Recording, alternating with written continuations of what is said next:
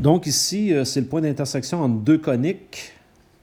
Quand j'ai deux coniques, à quoi je peux m'attendre comme solution? Bien, ça ici, c'est une parabole. Ça ici, c'est une ellipse. Donc, quand j'ai une ellipse et une parabole, je pourrais m'attendre à plein de possibilités. Je peux m'attendre à un point d'intersection. Je serais exactement sommet sur sommet. Je pourrais avoir deux points d'intersection. Je pourrais en avoir trois. Je pourrais en avoir quatre. Je pourrais en avoir aucun. La stratégie, c'est tout le temps la même. C'est on substitue. Hein? Je regarde ici, j'ai la valeur de y à la 2. Je vais aller le remplacer directement là. Aussi simple que ça. Donc, on va se retrouver avec x2 sur 256 égale 30, pardon, pas égal, mais plus 32 fois x plus 24, ça c'est mon y2, sur 400 égale 1. Là, ici, ce que je vais m'apprêter à faire, je vais tout mettre ça sur le même dénominateur. Moi, là, j'aime bien le faire d'une shot, là, je vérifie que 256 fois 400, qui va être mon dénominateur commun, ça fait 102 400. Alors, regardez bien ce que je vais faire. Lui ici, celui-là ici, pour le mettre sur 102 400, il faudrait que je fasse x 400, donc je vais faire x 400 ici. Même principe, lui, pour l'avoir sur 102 400, il faudrait que je multiplie par 256. Donc, je vais faire ces multiplications-là, de telle sorte que je vais me retrouver avec 400x2 plus,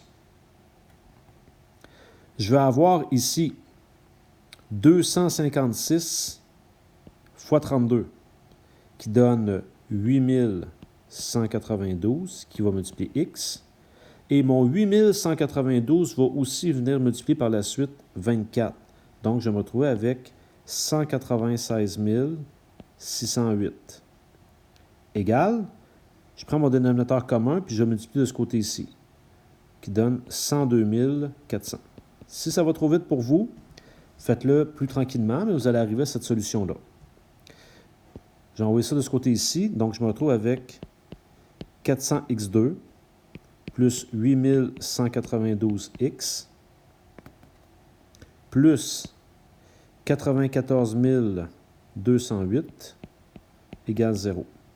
Donc là, c'est des nombres qui sont quand même assez gros. Donc, on va y aller avec la quadratique, c'est-à-dire x égale moins b plus ou moins la racine de b2 moins 4ac sur 2a. C'est bien placé, là. J'ai mon a ici, mon b, mon c.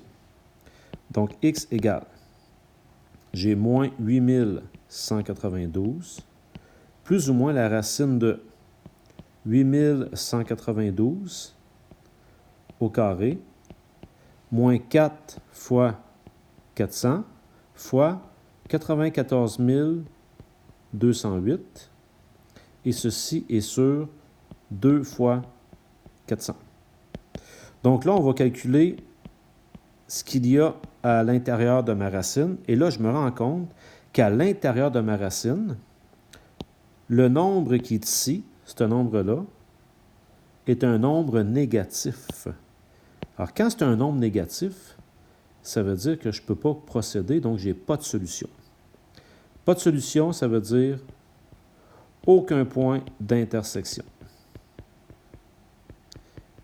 Et là, j'étais un peu curieux, donc ce que j'ai fait, je me suis rendu sur GeoGebra pour voir ça ressemblait à quoi ce dessin-là. Vous pourriez le faire. Et on est dans une situation qui ressemble à ceci. Ma parabole, puis mon ellipse. Donc, je me rends compte que c'est vrai, il n'y avait aucun point d'intersection. Voilà.